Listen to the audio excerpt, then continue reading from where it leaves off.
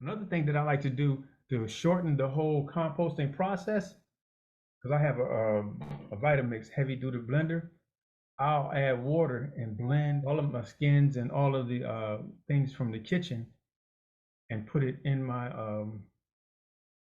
in a separate bin. Compost tea basically is liquid fertilizer, and you take the wood clip, I mean, the grass clippings, any weeds that you got, and you throw that into a bin along with some other stuff, with the some of your food scraps and what have you.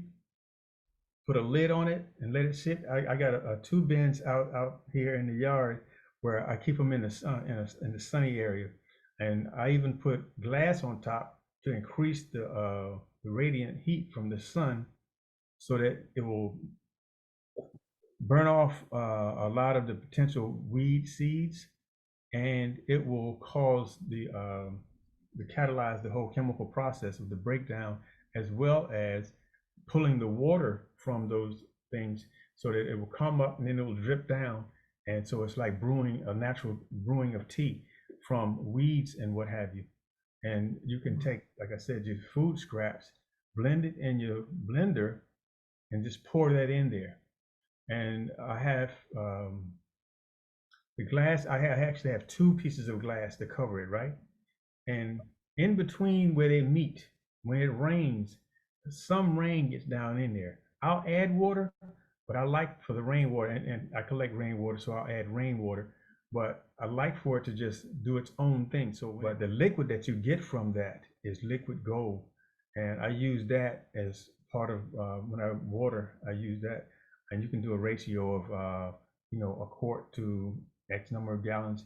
Thing about it is you can't overdo it. Something that's so full of nutrients that will burn. Now you can add things to that. So I actually have two bins. I have one that I put the scraps and debris in to let it do its tea thing, and then I'll drain it and I'll put it in a separate container.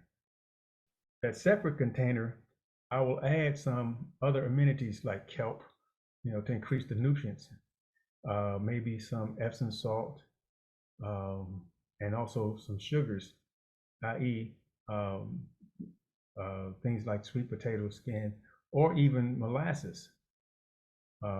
So since you're not familiar with compost tea, I would look up compost tea and how to make compost tea. And also I collect rainwater, so I got rain barrels, and I know a lot of houses down south don't have gutter systems. Our house has a gutter system, so I tap into that to catch the water. And I had some barrels, with the big lid, like trash refuse barrels and what have you. So I just rerouted the downspout into that, and that's how I catch my water. Water is the second greatest thing that I've harvested this year. The first, I was talking to someone last night, and this just came to me. I've harvested more ideas, more clarity from working in the garden space than practically anything, even deep meditation. 3 apple trees that I started myself, and I learned that I need to get a different variety in order for them to actually pollinate. So a guy gifted me a Macintosh. I have 3 pink ladies that I started, and they're like really small, but they got some age on them, going on 4 years old. So they're old enough to produce, but not large enough, and that's mainly because of deer. So there's this process where you basically, it's real simple. You get some mud, put it around a seed, roll it into a ball, let it dry out. That's a seed ball. And you can take that seed ball and throw it anywhere. So what happens is, and however long it takes, depending upon the season, it might sit out, like if it's in a desert type area or a dry, arid area, it's not going to do anything. It's going to be there dry as a piece of dirt for a while. No animal is going to eat that because very few animals eat balls of dirt, if any. So when the rains come, it's going to hydrate that soil that it's in, and then the seed will germinate. When it germinates, it's going to put its seed down in the ground, so it's going to plant itself. And they're actually doing, they've been doing this in Kenya for some years now. Areas that have been slashed and burned and desertified, or desertified, however you say that word, they're replanting by flying over these areas, dropping tens of thousands of seed balls. They call it seed bombing. And so there are a number of things that I like to plant. I just talked about the squash, what have you, and of course the watermelon and the herbs. The velvet bean, because of its phenomenal properties and what have you, an African horn melon. I call it a prehistoric cucumber. It's almost as big as big around as this, probably about from here to here, about that big.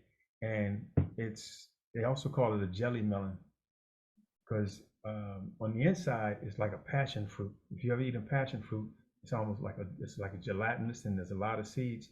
This inside is just like that, and it smells like passion fruit, but it has an astringency. So anyway, I like to put it in smoothies because all of those seeds, and each one of those things has well over 1,000 seeds. I haven't counted them, but I'm just assuming that it's at least that many. And those seeds have a lot of vitamin E, a lot of other phytonutrients that are very beneficial, and of course, being in the cucumber family, a lot of water for cellular hydration, cell salts, and all that kind of stuff. Hey, it's your plant now. You clip it and trim it how you want. Okay.